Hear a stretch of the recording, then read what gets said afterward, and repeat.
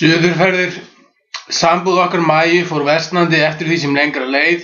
Líklega áttum við bæði sök á því hvernig fór. Við áttum í rauninni alls ekki saman. Við vorum alltaf ung þegar við giftum okkur og með aldrinum höfum við sjálfsagt breyst og þroskast hvort í sína áttina. Hún var falleg, greind og glaðvær og mjög vinsæl og vinmörg. Ég var alltaf jafn ástfanginn af henni og var oft kvalinn af afbrýðisemi sem spillti samkomulagi okkar. Að lokum kom að því að okkur var báðum ljóst að þetta gekk ekki lengur. Við ákváðum að slíta hjónabandi okkar en sú ákvörðun var ekki sársaukalaus af minni hálfu. Við mættum við rétti hjá dómara í dómshúsinu í Hamborg, Altona og fengum skilnað. Við vorum sammála þessa lausn og því fór allt fram í mesta bróðerni. Dómarinn vildi endilega skipta fyrir okkur eignunum en við vildum ganga frá því sjálf og fengum leyfi til þess. Ég bauð Maju upp á kaffi og konjak í veitingahúsi á eftir og keyrði hana á DK2 mótorhjóli sem ég var þá búinn að eignast heim í pensjónatið sem hún hafði flutt í. Ég var með báðar stelpurnar á mínum snærum. Það var auðvitað erfitt hlutverk en ég var með vinkonu sem leit eftir þeim. Hún hét Grete og var frá Húsum í Schleswig-Holstein. Af henni lærðu stelpurnar að tala þessa óskaplegu plattþýsku. Annars var heimili okkar í Hamborg íslenskt og við töluðum auðvitað íslensku við stelpurnar. Þær voru samt furðu fljótar að læra þýskuna og töluðu báðar háþýsku og töluðu bæði háþýsku og lágþýsku. Hjördís var þó svo lítil þegar hún fór heim að hún týndi þýskunni niður. Vinkona Maju, Eva Knís, sem var þá gift Dr. Franz sem var skipaarkitekt við skipasmíðastöðina í Rostock. Hann hafði teiknað mörg stór skip og var í miklu áliti. Við buðumst til að taka Hjördísi tíma og voru henni afskaplega góð. Brynhildur var hins vegar oftast hjá mér. Hún var þó hjá mömmu sinni sumarið 1936 þegar ég fór í ferðalag suður á bóginn með mömmu og tveim yngstu systkinum mínum, Óla og Betu. Foreldrarnir buðu mér í ferðina en pabbi fór þó ekki með sjálfur. Ég var áskaplega feginn boðinu enda var ég í sárum eftir sambúðarslit okkar Maju og þurfti mjög á uppörvun að halda. Í byrjun júlí komu þau til Hamborgar og sóttu mig. Við vorum á stórum og rúmgóðum Ford sem pabbi var nýbúinn að kaupa. Við Óli keyrðum til skiptis. Hann hefur líklega verið nýkominn með bílpróf. Að minnsta kosti var hann svo ungur að honum var ekki hleypt inn í spilabankann í Monte Carlo.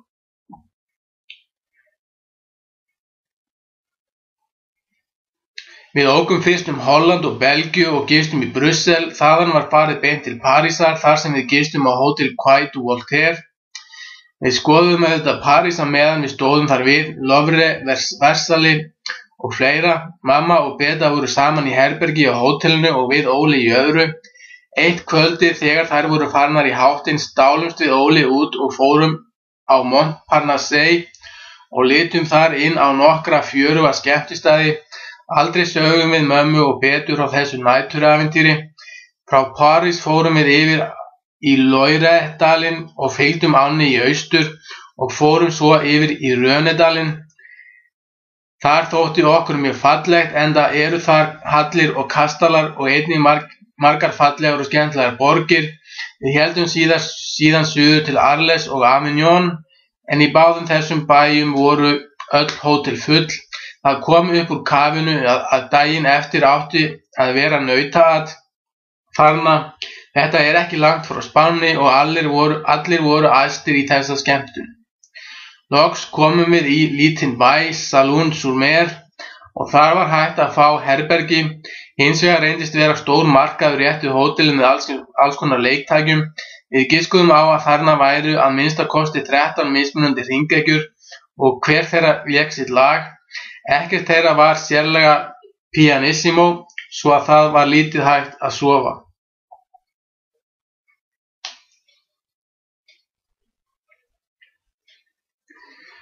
Við höfðum ekki langat viðdvöl í Salon enda vildum við fara niður að Miðjarðarhafinu.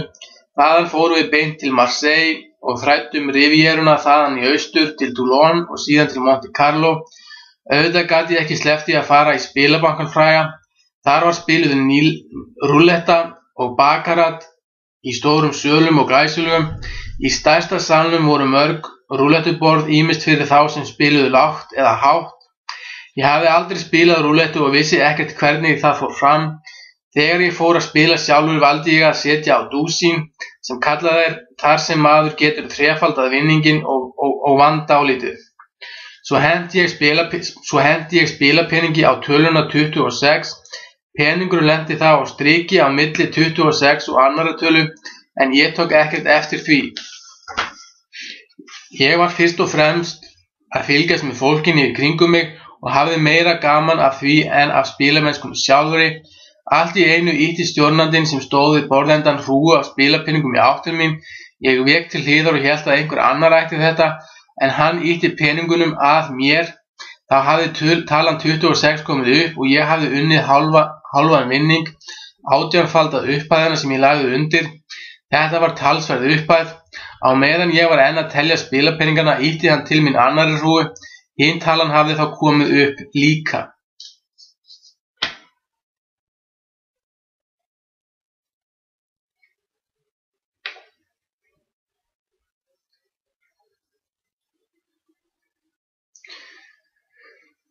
Ég hafði vit á að freista gæfunnar ekki frekar og halda ekki áfram nema hvað ég lagði á eina tölu til málamynda.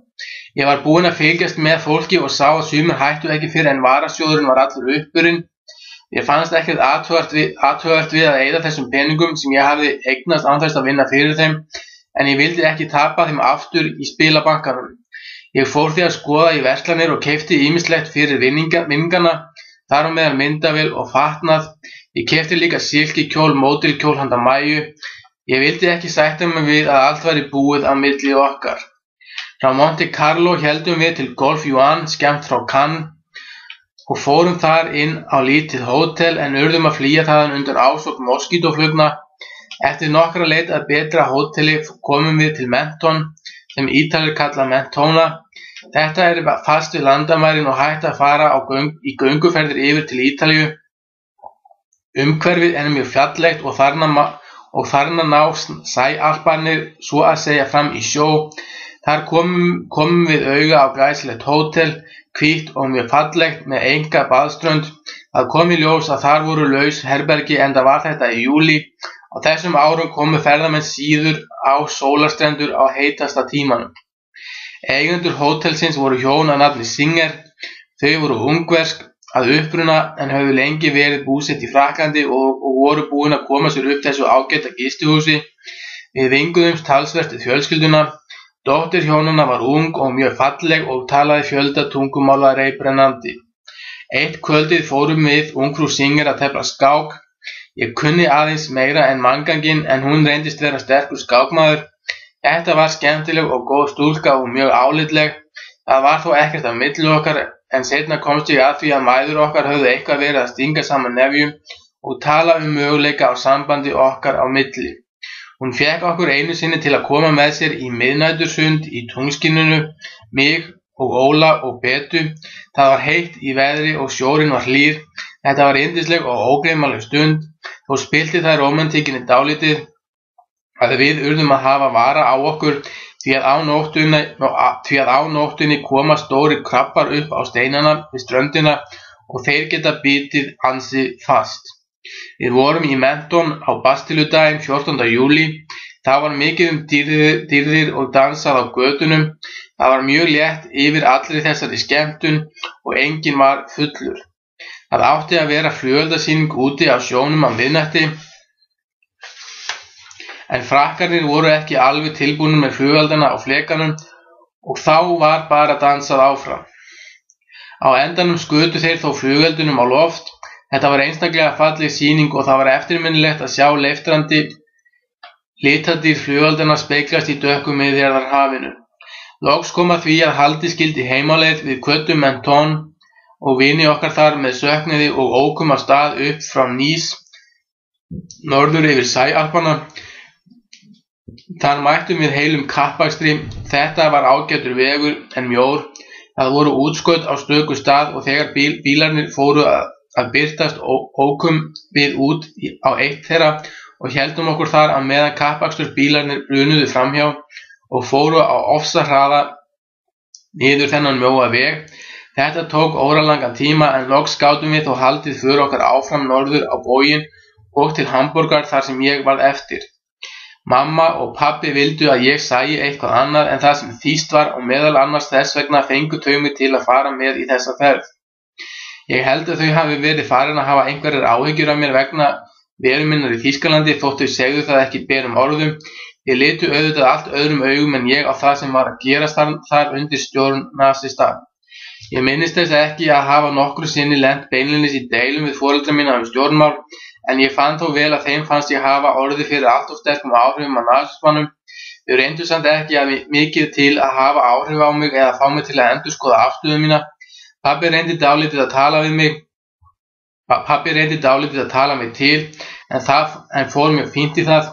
Líklega hefði ég haft gott af því ef hann hefði verið ákveðnari og gert meira til að snúa mér og fá mig til að líta þróunina í Þýskalandi öðrum augum. Ég veit reyndar ekki hvort það hefði dugað til að ég skipti skoðun, en ég leit alltaf upp til hans og tók mikið mark á því sem hann sagði. Annars töluðum við yfirleitt ekki mikið saman stjórnmál og þjóðfélagsmál. Hann hefur kannski verið allt of mikill diplómat til þess. Ég vildi líka kynnast Þýskalandi betur og fannst tilvalið að leggja í slíkt ferðalag þegar ég var búinn að eignast mótorhjól. Ég fekk góðkunningja minn með mér í ferðina. Það var Bjarni Jónsson, síðar yfirlæknir á Landakoti. Hann var þá í framhaldsnámi í Hamborg. Hann fekk frí á háskólasjúkrahúsinu og ég tók mér frí úr minni vinnu. Við vildum ekki þurfa að gista á dýrum hótelum og fórum því á skrifstofu farfuglahreyfingarinnar og fengum okkur skírteini farfugla. Á fögrum degi sumarið 1937 legðum við af stað suður á bóginn. Ferðaáætlunin var ekki fastmótuð en við töldum ósennilegt að við færum lengra en að Moselánni á mótorhjólinu. Við komum að kvöldi til Soest í Vestfalen. Þar var farfuglaheimilið fyrir ofan bæinn á skógivaksinni hæð. Við fórum að hugsa hvort við gætum verið þekktir fyrir að koma á Spáni í mótorhjóli og ætlast til að fá ódýra gistingu. Það varð úr að við skildum hjólið eftir niðri í bænum og löbbuðum upp eftir. Þangað kom, sáum við að þar voru fleiri mótorhjóli fyrir, svo að okkur hefði verið óhætt að koma á hjólinu. Þegar við komum niður í bæinn morguninn og ætluðum að halda áfram var hjólið hvergi sjáanlegt. Okkur brá illilega í brún, þetta var annar dagur ferðarinnar og farartækið var horfið. Það var ekki sérlega efnileg byrjun á ferðalaginu. Við Bjarni stóðum þarna eins og álfar, horfðum hvor á annan og vissum ekkert hvað við ættum að taka til bragðs. Þá kom maður út úr einu húsanna. Þegar hann sá að við vorum eitthvað að vandræðast, sneri hann sér að okkur og sagði: Nú áttu þið mótorhjólið. Það var nefnilega herdeild hérna á ferðinni í gær og hermennirnir voru að skemmta sér. Ég sá þetta mótorhjól og datt í hug að þeir myndu kannski skemma það ef þeir drykkju sig fulla. Svo að ég tók það bara og setti það hérna inn í skúr til mín. Það lyftist heldur brúnin á okkur félagunum við þessi tíðindi eins og nærri má geta. Við þökkuðum manninum fyrir og héldum ferðinni áfram glaðir í bragði. Frá Soest fórum við suður til Kölnar og svo meðfram Rín og upp í Moseldalinn og gistum þar. Síðan héldum við aftur yfir Rín og fórum Wiesbaden og Taunusfjöllin. Við komum við í hinum formfræga háskólabæ Heidelberg. Þar heimsóttum við Selmu Jónsdóttur sem þar var í námi. Björn, bróðir hennar sem verið hafði í Hamborg, var þá í heimsókn hjá henni. Við kölluðum hann Blundbjörn af því að hann var með svo þung augnalok. Við fórum meðal annars með þeim upp í kastalann eða kastalarústinnar og sáum stóru vínámurnar sem þar eru. Svo ókum við suður Svartaskóg og komum við í Saint-Blasien, nálægt Titisí. Þar vissum við af skólabróður okkar Ögmundi Sigurðssyni, verkfræðistúdent. Hann var berklaveikur og var þar á heilsuhæli. Loftið þótti afar heilnæmt þar og margir berklasjúklingar fengu bata. Við fórum líka yfir til Strasborgar en skildum mótorhjólið eftir við landamærin og gengum yfir til Frakklands til að spara okkur skriffinnskuna. Síðan héldum við suður til Lörrach við svissnesku landamærin og gengum yfir til Basel í Sviss. Þaðan fórum við í austurátt meðfram Ölpunum Þýskalandsmegin. Við féllum báðir í stafi því að náttúrufegurðin þar slóðir ógleymanleg. Þetta tignarlegt landslag og konunglegt og þar hefur mikið orðið til af ævintýrum og sögnum.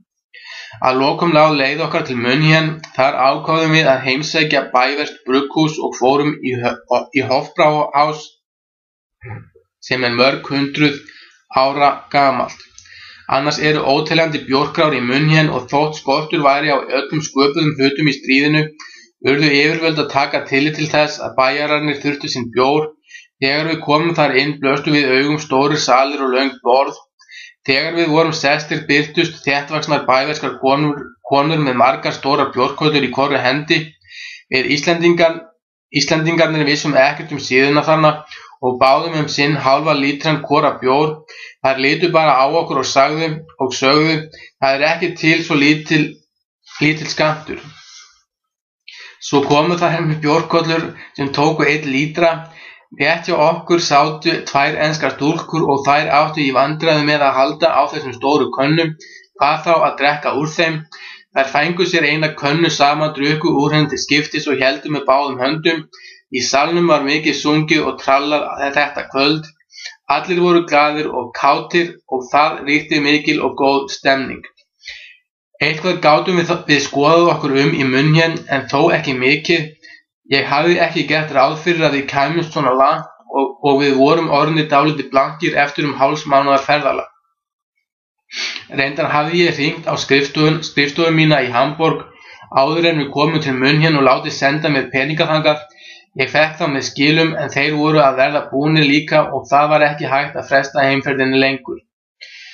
Við héldum til Nürnberg og þá var orðið svo lítið eftir í buddunum okkar að við ákváðum að leggja strax í hann í stað þess að sofa þar nóttina. Við áttum þó nægilegt fé eftir til að geta fyllt bensíntankinn. Við lögðum af stað norður á bóginn og ókum fjöllin í Thüringerwald. Þegar birta tók af degi vorum við komnir syðst á Lüneburger hætti og höfðum þá ekið alla nóttina án hvíldar. Þar námum við staðar og fórum að baki til að rétta úr okkur.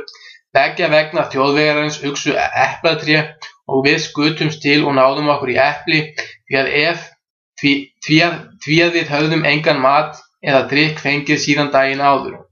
Eplin voru ekki alveg þroskuð en mikið þóttu okkur þau góð og svalandi.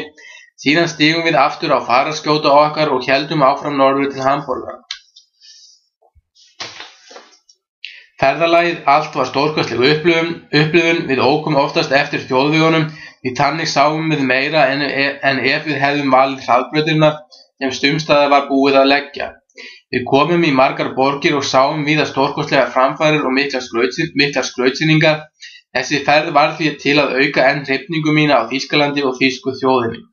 Nokkru eftir ferðalagið bauð DK2 umboðið mér að ef ég vildi kaupa bíl mætti ég láta mótorhjólið upp í og greiða eftirstöðvarnar með þægilegum afborgunum. Ég lét til leiðast og keypti mér notaðan DK2 bíl. Það voru vinsælir bílar fremur ódýrir sem gengu fyrir blöndu af bensíni og olíu. Bílinn átti ég þó ekki lengi, líklega innan við 2 ár. Einu sinni fórum við nokkrir Íslendingar á honum til Berlínar og vorum þar viðstaddir opnun bílasýningar sem varð viðkunn. Þar sá ég Hitler því hann opnaði sýninguna. Á þessari sýningu var ekið að kynna almenningi Volkswagen, nýju bifreiðina sem allir áttu að geta eignast því hún átti að kosta innan við 1000 mörk. Á leiðinni tilbaka bilaði DK2 bíllinn nálægt Mecklenburg. Við urðum að skilja hann eftir á verkstæði þar í grendinni og taka lestina til Hamborgar. Þegar þangað kom hringdi ég á verkstæðið að spyrja bílinn. Þá var mér sagt að hann væri alveg ónýtur. Ég sá hann því ekki oftar og hafði ekki tök á að eignast annan bíl næstu árum. Kaflafyrirsögn blikur á lofti. Þrátt fyrir skilnaðinn höfðum við Maja alltaf haldið ágætu sambandi okkar á milli, ekki síst vegna dætranna. Ekki löngu eftir að við Bjarni komum úr suðurferðinni heimsótti ég hana í pensjónatið sem hún bjó á og við ræddum okkar mál. Tilfinningar minnar í hennar garð voru samar og áður og einhver neisti hefur lifað í henni líka því að við ákváðum að taka saman aftur og reyna að byrja upp á nýtt. Við vorum samt ekki gefin saman aftur heldur létum nægja að taka upp sambúð. Við sóttum Hjördísi til Franzjónanna í Rostock sem höfðu annast hana eins og hún væri þeirra eigið barn og þá var þessi litla fjölskylda sameinuð á ný. Stelpurnar glöddust auðvitað mjög yfir þessari breytingu. Það var ekki síst þeirra vegna sem við fluttum úr Gönnestrasse út í Vellingsbüttel sem var uppi í Alsterdalnum í útjaðri Hamborgar.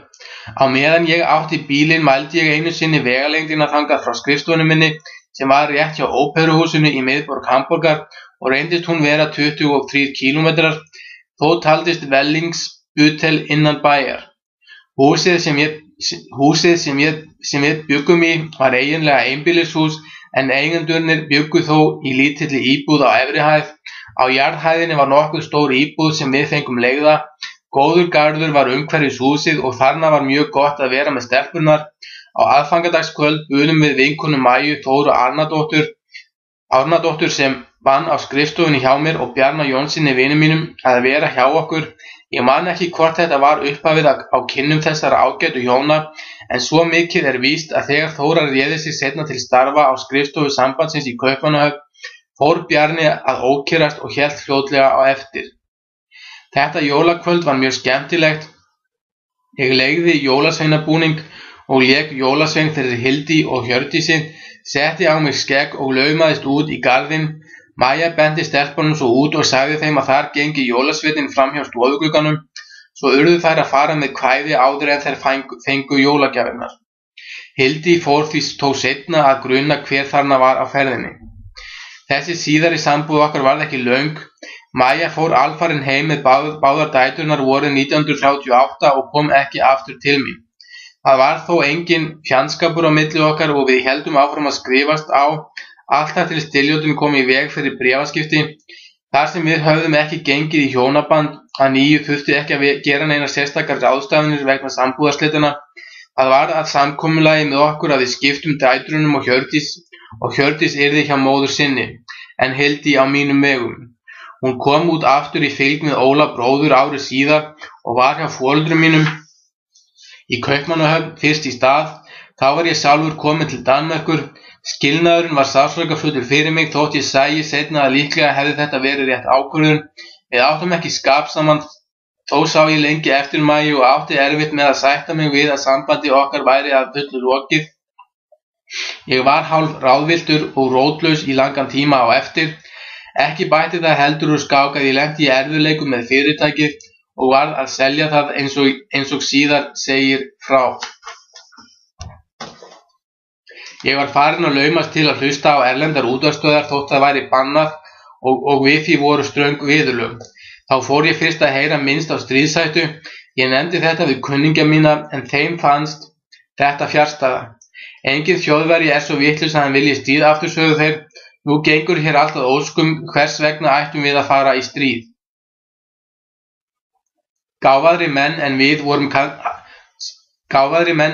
vorum hafa kannski séð hvert stefndi, en ég hafði ekki meira vit en svo að ég skildi ekki hvers vegna var sífellt erfiðara að útvega stál og járn og fleiri vörur bæði í Þýskalandi og öðrum löndum. Vissi ekki að þetta fór allt í hergagnaframleiðslu. Fólk varð í rauninni ekki mikið vart við ýmislegt af því sem ég hef seinna fengið að vita að var að gerast á þessum tíma. Flokkurinn hafði algjör yfirráð yfir öllum fjölmiðlum og gat stjórnað fréttaflutningi að vild. Því var almennt trúað að þinghúsbruninn hefði átt að marka upp að byltingartilraunir kommúnista og þess vegna fannst fólki ekki óeðlilegt að helstu fólksflokkar þeirra væru hnepptir í varðhald. Almenningur gerði sér heldur ekki grein fyrir þau umfangsmiklar þessar aðgerðir voru. Hið sama var upp á teningnum þegar Hitler réðist gegn fyrri félögum sínum í SA á nótt hinna löngu hnífa 30. júní 1934. Enginn vissi nákvæmlega hvað hafði gerst í þessum hreinsunum, en flestir Þjóðverjar trúðu því að SA hefði ætlað að gera uppreisn gegn Hitler og hætta hefði verið á borgarastyrjöld. Margir voru fegnir því að hinir ógnvænlegu stormsveitir Röms mistu öll völd og töldu í rauninni að þarna hefðu hófsamari öflin innan flokksins haft sigur yfir ofbeldisöflunum. Það er einkennilegt að hámenntuð menningarþjóð eins og Þjóðverjar skuli hafa látið teyma sig út í þetta og treystlíkum manni sem Hitler var í bindni. Kannski hefur það haft sín áhrif að Þjóðverjar eru í eðli sínu mjög hlýðnir yfirvöldum og treysta á lög og reglur og boð sem koma að ofan. Eftir lát Hindenburgs hafði Hitler sameinað embætti forseta og kanslara og tekið sér titilinn Führer und Reichskanzler. Skömmu seinna var öllum hermönnum og reyndar öllum opinberum starfsmönnum gert að skyldu að sverja Hitler trúnaðareið. Eftir það voru hinir löglínu Þjóðverjar ekki á nokkrum vafa hverjum þeim bæri að þjóna. Ég varð sjálfur fyrst og fremst var við jákvæðu hliðarinnar á ríkisstjórn nasista en vissulega hreifst ég með. Þegar ég sá umbreytinguna úr því neyðarástandi sem áður ríkti, sá að fólk fekk vinnu og fór að geta leyft sér eitt og annað. Árið 1933 voru 6 milljónir Þjóðverja atvinnulausir. Á aðeins 5 árum fór sú tala niður í 1 milljón. Ég vildi kynna mér kenningar nasista og las ýmislegt þessa stjórnmálastefnu, þar á meðal Mein Kampf, en var lengi að því enda var bókin tyrfin. Einhver fleiri rit las ég og fylgdist svo með í blöðunum. Það var margt í kenningum nasismann sem höfðaði til mín. Áróður yfirvalda beindist mjög að því að hvetja fólk til hugsjónadýrkunar og sameiningar. Þjóðareining gegn óvinum Þýskalands var aflið sem átti að vinna bug á stéttamun og tengja þjóðina saman undir stjórn flokksins. Margir heilluðust líka af kenningunni hinn óstikula leiðtoga. Hitler var ímynd sem fólk hafði orðið fyrir vonbrigðum með vanhæfa leiðtoga lýðveldisins, átti auðvelt með að styðja. Hann naut líka óskorað stuðnings þess á meðan honum tókst það sem hann ætlaði sér. Aftur á móti var ég lítið hrifinn af mestu öfgunum í nasismannum sem helst komu fram í blaðinu Der Stürmer sem Julius Streicher ritstýrði. Að mati Streichers áttu gyðingar sök á öllum misjöfnum sem gerðist í heiminum. Mér fannst þetta sóðulegt blað og lítt geðslegt. Þó hafði Streicher sín áhrif enda hékk Der Stürmer alltaf uppi á götum úti. Það voru útbúnir kassar á staurum og þar var blaðið hengt upp undir gleri, þannig að hver einasta blaðsíða sást og maður komst ekki hjá því að sjá að minnstakosti fyrirsagnirnar. Flestum ofbauð hvað þetta var svívirðilega skrifað, en auðvitað hafði þetta áhrif samt sem áður. Sjálfur smitaðist ég eitthvað af þessu eins og aðrir. Mér blöskraði þótt allur þessi áróður gegn gyðingum og hvernig skrifað var þá eins og úrhrögg. Mér fannst meðferðin á þeim ómannúðleg, samt leit ég oftast fram hjá þessu. Á Hótel Lloyd hitti ég meðal annars íslenska frímerkjakaupmann sem stundum var á ferð í Hamborg. Þetta var Gísli Sigurbjörnsson. Honum hafði ég kynnst áður og lært bókhaldi honum þegar ég var í 7. bekk í menntaskóla. Við fréttum af því að Julius Streicher ætlaði að halda fyrirlestur í Hamborg og Gísli sagði, eigum við ekki að fara og hlusta á hann. Andskotin hafi það ættum við nokkuð að vera því, sagði ég. Við ákvaðum samt að fara og vita hvað hann hefði að segja, en okkur ofbauð svo að við laumuðumst út þegar Streicher gerði hlé á ræðu sinni. Við vorum smekir við að vekja á okkur athygli með því að fara, en hvorugur okkar treysti sér til að hlusta lengur á mannin. Þótt angengilegur áróður Andskotin hafi það ættum við nokkuð að vera því, sagði ég. Við ákvaðum samt að fara og vita hvað hann hefði að segja, en okkur ofbauð svo að við laumuðumst út þegar Streicher gerði hlé á ræðu sinni. Við vorum smekir við að vekja á okkur athygli með því að fara, en hvorugur okkar treysti sér til að hlusta lengur á mannin. Þótt angengilegur áróður færi enn vaxandi þegar nasistar voru orðnir öruggir í sessi, fór Hitler að öllu með gát fyrstu árin. Margir gyðingar í hópi embættismanna voru reknir úr starfi, en þó ekki allir. Það var ekki hægt að útiloka gyðinga frá þátttöku í efnahagslífinu vegna þess hve stóran þátt þeir áttu í því og hver áhrif slík aðgerð hefði haft á endurreisn þýsks efnahagslífs. Það var því ekki bannað að eiga viðskipti við gyðinga og ég hélt tengslum við aðalviðskiptamenn mína í skinnavesluninni sem allir voru gyðingar. Ýmsir voru þó farnir að vara mig við og segja mér að forðast að skipta við þá. Ég svaraði því til að ég væri Íslendingur og þyrfti þess vegna ekkert að vara mig. Svo kom að því að Max Assheimer, sem var besti viðskiptamunur minn, bauð mér eitt sinn af kaffi í Alster Pavilion. Hann var gyðinglegur í útliti og ég sá út undan mér að fólk sem ég kannaðist við horfði einkennilega á mig þegar ég kom inn í fylgd með gyðingi. Á meðan við vorum að drekka kaffi sagði Assheimer við mig, Nú ástandið orðið slæmt fyrir okkur gyðingana hér í Þýskalandi. Bróðir minn kominn til New York og ég held að ég fari bráðum líka. Hann getur gengið í ábyrgð fyrir mig. Haldið þér að þetta gangi ekki bráðum yfir, sagði ég, því ég hélt sjálfur að þetta væri tímabundið ástand. Ég held samt að ég fari til öryggis, svaraði hann. Hann fór úr landi skömmu seinna og ég hef ekki frétt af honum síðan. Ég hafði áður skipt við stórt gyðingafyrirtæki sem hét Gabriel Shapiro. Asheimer hafði verið sölumaður hjá þeim og var farinn að starfa sjálfstætt. Hann var ungur maður og duglegur, eldklár og mjög viðkunnanlegur. Honum tókst að selja íslensku skinnin á betra verði en aðrir vegna þess að hann skipti ekki við heilsalana heldur fór hann beint til smásalana og seldi þeim skinnin. Ég varð ekki var við að gyðingar væru beittir skipulögðu ofbeldi framan af, en þeir voru reknir úr háskólunum og leikhúsunum og víðar. Margir frábærir listamenn og hámenntaðir fræðimenn voru gyðingar og þetta var mikil blóðtaka fyrir þýskt menningarlíf. Mörg fyrirmæli nasistana sem lutuðu að gyðingunum þóttu mér algjörlega óskiljanleg og létu þau sem vindu meiri þjóta. Þegar lagt var bann við því að leika tónlist eftir gyðinga vildi svo til að ég var að æfa gullfallega fiðlukonsert eftir Felix Mendelssohn. Ég lét bannið ekki á mig fá og hélt áfram að æfa blákaldur heima hjá mér á Mettlerkampsvegg. Ekki kom það að sök og nágrannar mínir létu ógert að kæra mig. Gyðingahatur var reyndar frá þornu farið minna í stórborgunum Hamburg og Berlín en víða annars staðar í Þýskalandi. Mest var það í Austurríki og þar hafði Hitler drukkið það í sig frá bernsku árum. Ég var farinn frá Þýskalandi nokkru fyrir Kristallsnóttina illræmdu í nóvember 1938 en frétti auðvitað af þeim atburðum. Eftir það mistu gyðingar flest borgaraleg réttindi sem þeir höfðu þó haldið fram að þeim tíma, að minnsta kosti að nafninu til. Mér fannst óréttlátt og skammarlegt þegar farið var að banna gyðingum að stunda flesta vinnu og þá ekki síður þegar farið var að merkja þá með gyðingastjörnunni, en það var ekki fyrr en eftir að stríðið skall á. Þegar ég var að tala við Þjóðverja þetta, sagði ég þeim eins og var að ég skildi þetta ekki og gæti ekki skilið það því að á Íslandi væru engir gyðingar og ekkert gyðingavandamál. Ég sagði af hverju gefið þið þeim ekki 20-30 ár til að ganga frá sínum málum og flytjast burt, finna sér nýjan samastað. Þetta gerðu líka margir gyðingar og frá valdatöku Hitlers fram að stríðsbyrjun flutti helmingur allra þýskara gyðinga úr landi. Þó komust ekki allir burt sem vildu því að flest erlend ríki þar á meðal Ísland voru treg til að taka við þeim.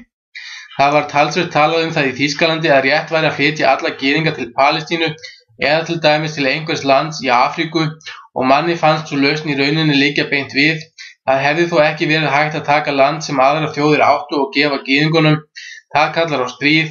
Þetta var gert seinna þegar Vesturveldin gáfu gyðingunum land sem þau áttu ekki sjálf og allir vita hvaða afleiðingar það hefur haft fyrir allan þann heimshluta. Á einhverjum tyllidegi komu SA-menn heim til mín á Mettlerkampsveg og spurðu af hverju ég hefði ekki hakakrossfána úti á svölum eins og allir aðrir. Ef ég fer að setja út einhver fána þá verður það íslenski fáni, sagði ég. Það var látið gott heita og enginn minntist á þetta framar. Það varð ekki strax skylda að heilsa með Heil Hitler, en þó held ég að flestir hafi fljótlega tekið upp þá kveðju og að minnsta kosti var búist við því af opinberum embættismönnum. Seinast var það tekið upp hjá hernum. Ég man ekki hvenær ég fór sjálfur að nota Hitlerskveðjuna, en þetta kom að sjálfu sér þegar allir voru farin að gera þetta í kringum hann. Sjálfsagt hef ég fljótt farið að nota þessa kveðju, að minnsta kosti ef einhver heilsaði mér þannig að fyrrabragði. Víst það að við Íslendingarnir heilsuðum ekki hver öðrum á þennan hátt. Hins vegar sé ég að undir bréf okkar á millum höfum við sumir skrifað orðin með íslenskri kveðju. Ég gekk aldrei í nasistaflokkinn hvorki í Þýskalandi né Danmörku og spókaði mig aldrei í neinum einkennisbúningi hans, enda voru almennir flokksmenn ekki í búningum. Þeir gengu bara með barmerki. Félagar í SA og SS áttu aftur á móti einkennisbúninga og gengu stundum í þeim götur, en í þeim samtökum var ég aldrei. Ég átti ýmsa kunningja í flokknum enda fjölgaði félögum hans stöðugt. Það var mikil fjölgun í nasistaflokknum eftir að Hitler komst til valda. Fjöldi opinberra starfsmanna gekk í hann til að geta haldið starfi sínu. Margir sem gengu í flokkinn voru í rauninni engir nasistar heldur urðu þeir að gerast flokksmenn til að geta verið til dæmis í til dæmis verkamannafélagi, íþróttafélagi, hestamannafélagi eða einhverjum öðrum félagsskap. Sumir voru jafnvel skráðir í flokkinn án þess að vita af því sjálfir og stundum voru heil félög dregin inn í flokkinn. Í rauninni var mjög erfitt fyrir Þjóðverja að komast hjá því að tilheyra einhverjum samtökum sem tengdust nasistaflokknum. Allir kennarar urðu að vera í NS Lehrerbund. Drengir eldri en 10 ára voru undir miklum þrýstingi að ganga í Hitlersæskuna og stúlkur í samsvarandi samtök. Bund Deutscher Mädel, ungir menn 18 til 25 ára voru skyldaðir til að vera í 6 mánaða Arbeitsdienst, þar sem sameinuð var vinna og herþjálfun.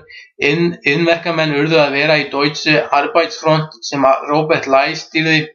Mikill fjöldi húsmæðra gekk í kvenfjöla nasista NS Frauenschaft. Sérstök nasistafjölug störfuðu innan raða lækna, opinberra starfsmanna, lögfræðinga, háskólakennara, stúdenta og fleiri.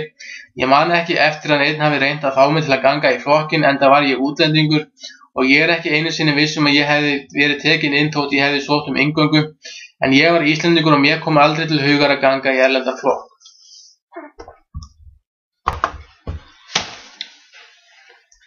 Kaflafyrirsögn Leifturstríð. Fyrirtæki mitt gekk ágætlega tíma. Smátt og smátt hafði þróun orðið sú að ég annaðist fyrst og fremst útvegun á vélabúnaði og byggingarefnum, þótt ég væri í ýmsu smærra líka. Svo kom að því að ég fór að reka mig á að það var orðið erfitt að útvega ýmsar vörur sem ég verslaði með og afgreiðslufresturinn var orðinn mjög langur, ekki síst af vélum og járnvöru. Þá fór reksturinn smám saman að ganga verr og eftir 3 ár varð ég að selja fyrirtækið með tapi. Vinur minn einn, Otto Erdland að nafni, sem hafði stundað Íslandsviðskipti í mörg ár, keypti fyrirtækið af mér á þokkalegu verði.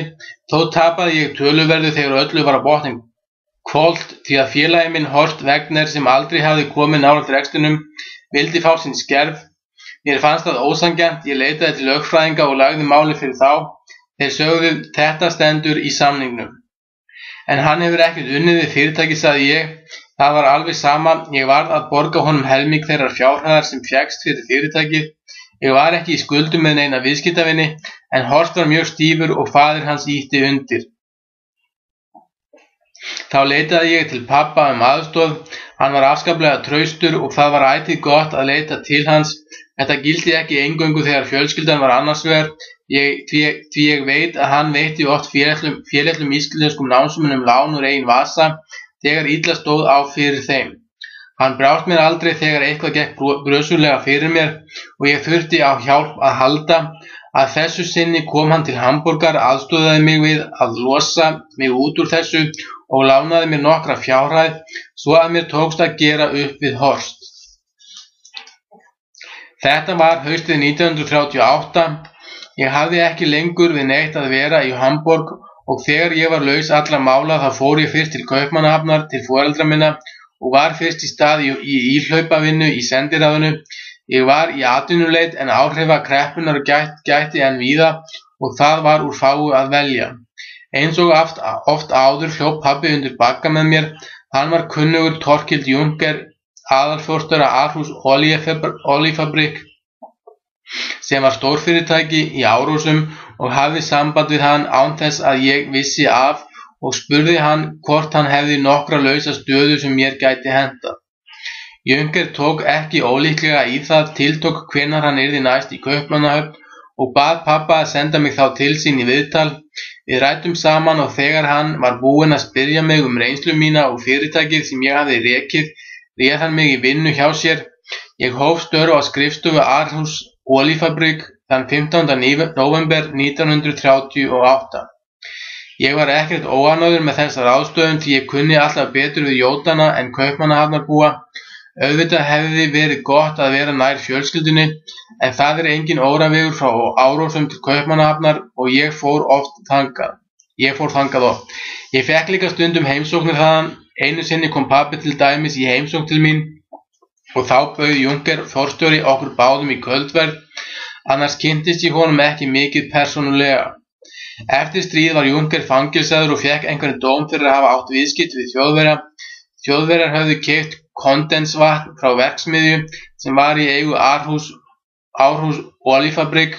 Einnig kom fram í réttarhöldum að hann hafði komið til álita sem ráðherra í ríkisstjórn sem nokkrir danskir stórbændur, íhaldsmenn og nasistar höfðu áformað að mynda skömmu eftir hernám Þjóðverja. Juncker var þýsksinnaður íhaldsmaður en hann var enginn nasisti og deildarstjóri hans og aðalstarfsmaður var gyðingur. Hann hét Weiss og var mjög klár og duglegur maður. Hann kom einu sinni til mín ekki löngu eftir að Þjóðverjar tóku Danmörku og fór að spyrja mig aðstæður á Íslandi og hvort ég héldi að hægt væri að komast þangað. Ég gaf honum allar þær upplýsingar sem ég gat og vísaði honum á sendiráðið. Ég veit ekki hvað var hann en held að hann hafi komist undan til Svíþjóðar. Árhús olíufabrik var talsvert stórt fyrirtæki og hafði mikil umsvif. Þegar stríðið skall á rofnuðu öll sambönd fljótlega og fyrirtæki gat ekki fengið nein hráefni í jurtaolíurnar sem það framleiddi. Það átti meðal annars miklar ekrur í Marokkó, sojabónaekrur í Mansjúri og plantekrur á eyjunni Celebes, líklega pálmakjarnaekrur. Úr þessu öllu var pressuð olía. Þeir keyptu einnig lýsi frá Íslandi, hertu það og seldu til nota í smjörlíki og sápur. Fyrirtækið framleiddi ekkert úr olíunni á eigin vegum nema hvað búin voru til lítil sápustykki til gjafa. Ég starfaði í svonefndri kalkúlasjóndeild, sem annaðist útreikninga til dæmis á kostnaði við flutningana, rekstur vörubíla fyrirtækisins og fleira. Með vinnunni sótti ég tíma og fyrirlestra í Jysk Handelshøjskole á kvöldin því ég vildi læra eitthvað meira en það sem ég hafði lært í Hamborg þegar ég var að reyna að stunda hagfræðinám þar. Mig langaði dálítið til að skoða heiminn betur og sótti starf á vegum fyrirtækisins á Celebes eða í Marokkó en fékk ekki. Þess var líka krafist að maður talaði frönsku reiprennandi að minnsta kosti til að fá starf í Marokkó. Maðurinn sem satt á móti mér á skrifstofunni hafði einmitt verið við störf í verksmiðju Árhús olíufabrik í Casablanca í Marokkó og sagði mér margar sögur þaðan. Ekki veit ég hvað hefði orðið ef ég hefði komist til Celebes því eyjan var hermunnin af Japönum síðar og þeir fóru víst ekki sérlega vel með hvítumennina sem þeir tóku þar til fanga. Fyrst eftir að ég kom til Árósa bjó ég í leiguherbergi ekki langt frá vinnustaðnum. Seinna hljóp á snærið fyrir mér, því þá fékk ég samastað í glæsilegu húsi, eiginlega hálfgerðri höll, þar sem umboðsmaður Vilhelm Christiansens vínhandel á Jótlandi bjó og hafði lagerinn í kjallaranum. Þetta var mjög gott húsnæði og ég hafði þar 2 rúm og teppalög herbergi. Við kynntumst dálítið ég og húsráðandinn og þar kom að hann fór að bjóða mér í veislur hjá sér. Þangað komu oft ýmsir kunnir menn. Þá voru hæg heiman tökin að sækja vín í vínkjallarann.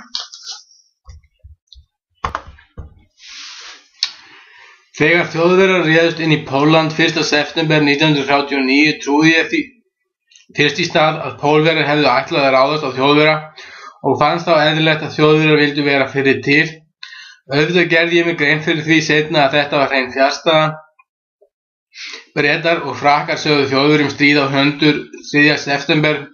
Þann dag var ég á ferð suður Jótland ásamt vini mínum dönskum tannlækni.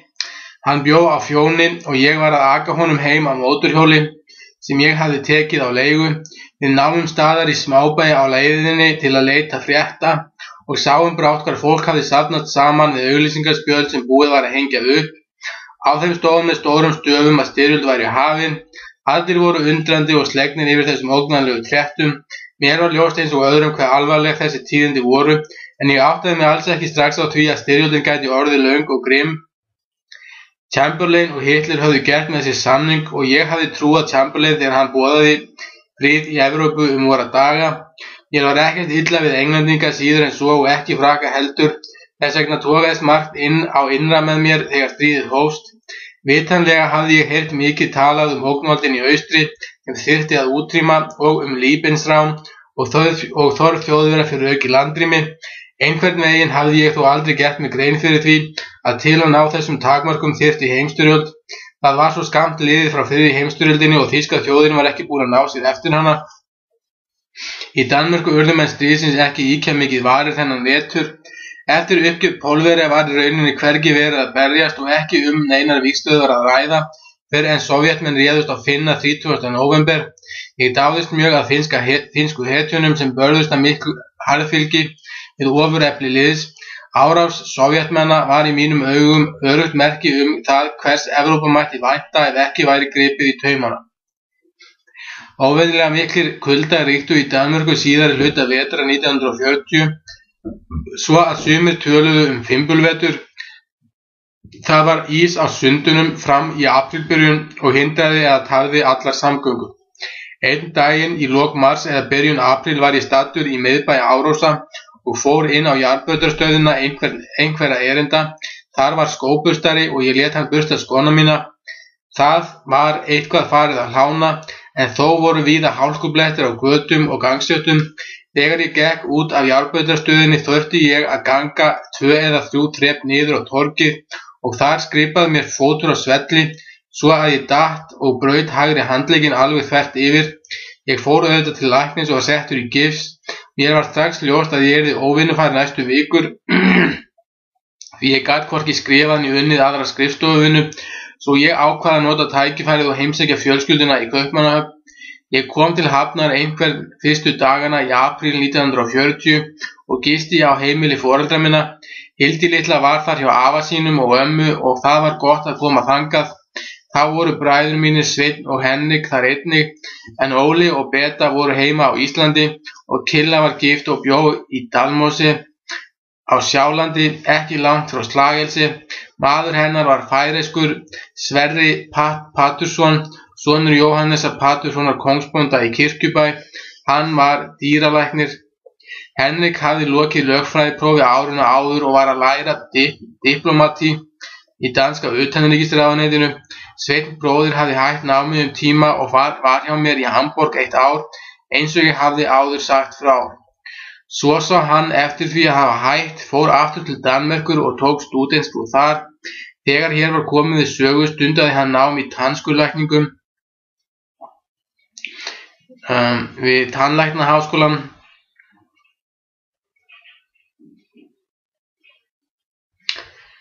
Hann bjó einn heima en nokkru síðar kvæntist hann Gurli fyrri konu sinni og þeir stofnuðu heimili í Kaupmannahöfn. Foreldrar mínir og systkini létu mikið með Hildi litlu og lögðu sig í líma við að skemmta henni á ýmsan hátt. Þeir létu allt eftir henni og sjálfur var ég ekki hótinu betri. Hildi hafði mikið dálæti á kvikmyndastjörnunum ungu Shirley Temple og Diane Durbin og hana langaði svo mikið til að vera með liðað hár eins og Shirley Temple, en mamma hafði ekki viljað samþykkja það. Ég lét þetta eftir henni, fór með hana til hárgreiðslukonu og lét hana liða hárið á þeirri litlu. Hildi var óskaplega hrifin og ánægð, en mamma var ekki eins hrifin.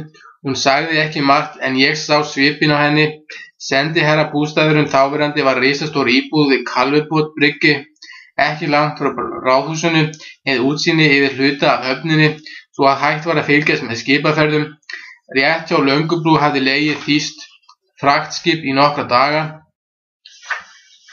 Við urðum líka vör miklar ferðir þýskra skipa höfnina mánudaginn 8. apríl og foreldrum mínum var ekki rótt. Seinna komst ég að því að breska utanríkisráðuneytið hafði látið pabba vita af áframum Þjóðverja þegar hann var staddur í London fyrr veturinn og hann var búinn að vara íslensku ríkisstjórnina við, en auðvitað gat hann ekki sagt okkur neitt. Sir Lancelot Oliphant í breska utanríkisráðuneytinu var góður vinur hans og þeir skrifuðust á. Kannski hefur hann sagt pabba ýmislegt sem ekki mátti fara hátt. Eldsnemma að morgni þriðjudagsins 9. apríl vaknaði ég við einhver læti og kný útifyrir og fór út að glugga. Mér brá í brún þegar ég leit upp í loftið því himinninn var krökkur af flugvélum. Mér var óskiljanlegt hvaðan allur þessi flugvélafjöldi gæti verið kominn, því þegar ég fór að rýna á þær hélt ég að þetta gætu ekki verið Þjóðverjar. Ég sá nefnilega engan hakakross, heldur aðeins venjulegan kross neðan á vangjunum. Ég flýtti mér að vekja Svein bróður minn, sagði honum að líta út og spurði hvað eiga Danir margar flugvélar. Hann þaut út af glugganum og sagði strax: Nei, þetta eru áreiðanlega þýskar herflugvélar. Fljótlega fórum við að koma auga á þýska hermenn sem höfðu komið með skipi nóttina og gengið á lönd á löngulínu. Við fréttum seinna að þeir hefðu skipst á skotum við lífverði konungs við Amalienborg. Þýskir hermenn höfðu einnig komið úr fraktskipinu sem lá við Löngubrú. Höfðu þeir dulist neðan þilja þá dag sem skipið hafði legið við bryggju fyrir hernámið. Einhver átök höfðu orðið á Suður-Jótlandi þegar þýskt herlið ók norður yfir landamæri klukkan rúmlega 4 nóttina. Danir gáfust upp klukkan 6 en jósku sveitirnar fengu af einhverri ástæðu ekki að vita af uppgjöfinni fyrir 2 klukkutímum síðar og þess vegna héldu einhverjar þeirra uppi vörnum áfram. Ekki féllu þó nema 13 danskir hermenn þennan dag. Pabbi kom fram skömmu eftir að við bræðurnir vöknuðum. Hann sagði fátt en fór strax í símann og reyndi að hringja heim til Íslands. Það reyndist ekki mögulegt að ná þangað strax. Hann var með skjöl í einkaskjalasafni sínu sem hann vildi eyðileggja til að koma í veg fyrir að þau gætu fallið í hendur Þjóðverja, en vissi ekki hvernig hann ætti að fara að því þar sem ekki var arinn í íbúðinni. Þegar hann fór að tala þetta við okkur kom mér ráð í hug og ég sagði, brendu þau bara í baðkerinu og þetta gerði hann. Svo beið hann og beið eftir símasambandinu í marga klukkutíma. Loksins kom að því að það var hringt og sagt að komið væri samband við Ísland. Hann fór í símann og beið og var búinn að bíða í svona halva mínútu. Þá kom önnur rödd og sagði, því miður tekst þetta ekki, Þjóðverjar eru nýbúnir að hertaka stuttbylgjusendin í Skamleberg.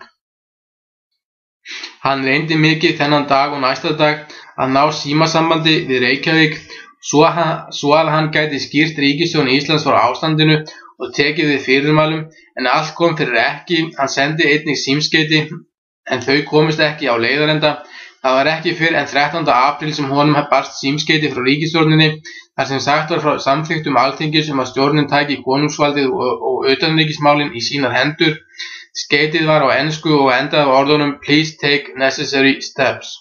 Hann fór samdægurs á fund Kristjáns 10. til að tilkynna honum ákvörðun íslensku ríkisstjórnarinnar. Henrik bróðir fór með honum. Þeir óku í bíl til Amalienborgar.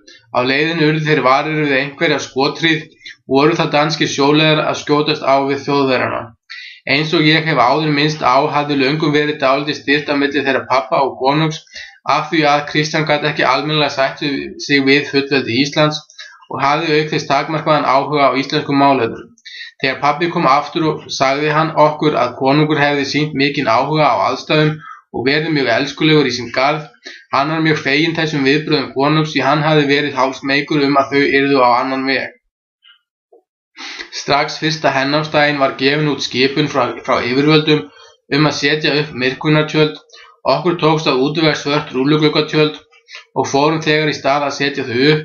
Ég gat reyndar lítið aðstoðað við það af því að ég var með handlegginn í gifsbúðum.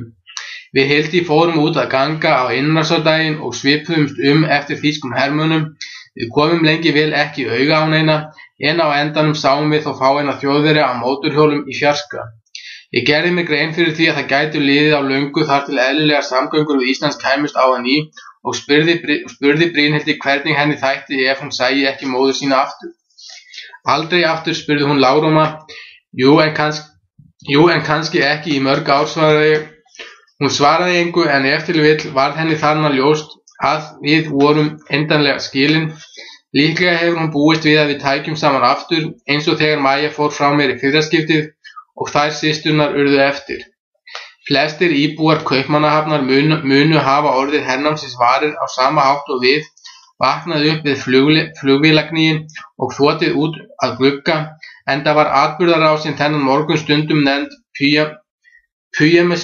Pyjamaskrígen eða náttfátastríðið.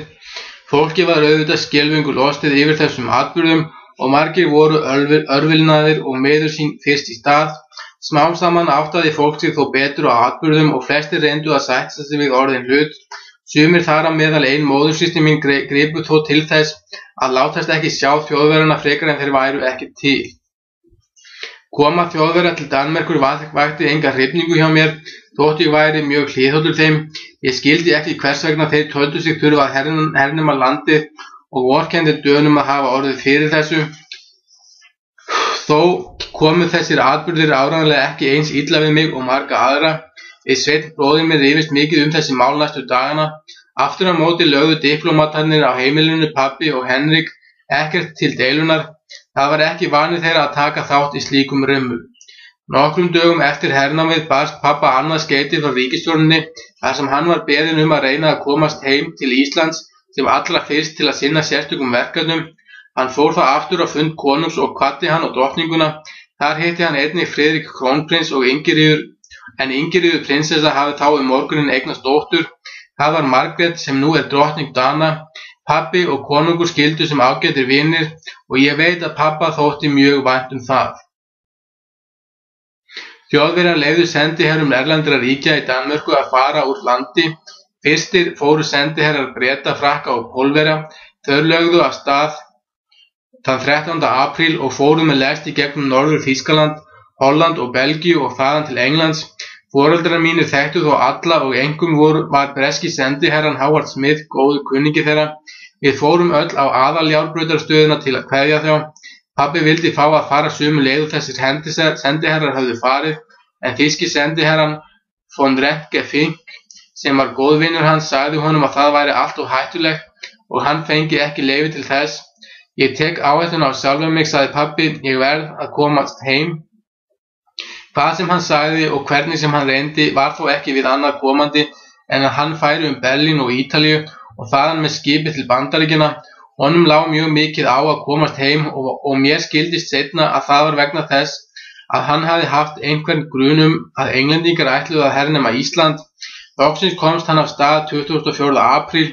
Henrik bróðir fór með honum en mamma varð eftir að svo stöddu. Í Berlín fór pabbi í þýska utanríkisráðuneytið í Wilhelmstrasse. Þar hitti hann að máli mann að nafni von Grundher sem hafði á sinni könnu mál sem vörðuðu Norðurlöndin. Þennan mann átti ég sjálfur eftir að hitta síðar. Pabbi og Henrik héldu svo með lest til Genúa. Þaðar fóru þeir með skipi til New York og síðan til Íslands. Ferðin tók langan tíma, nærri heilan mánuð, og á meðan pabbi var staddur í New York hernámu Bretar Ísland.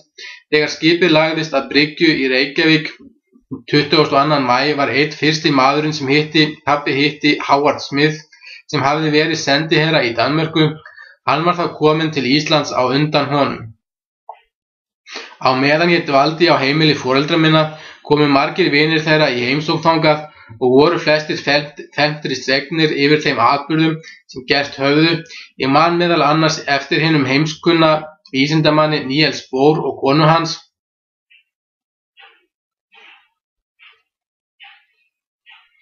Seinna frétti ég af því að Bohr hefði beðið föður minn fyrir áríðandi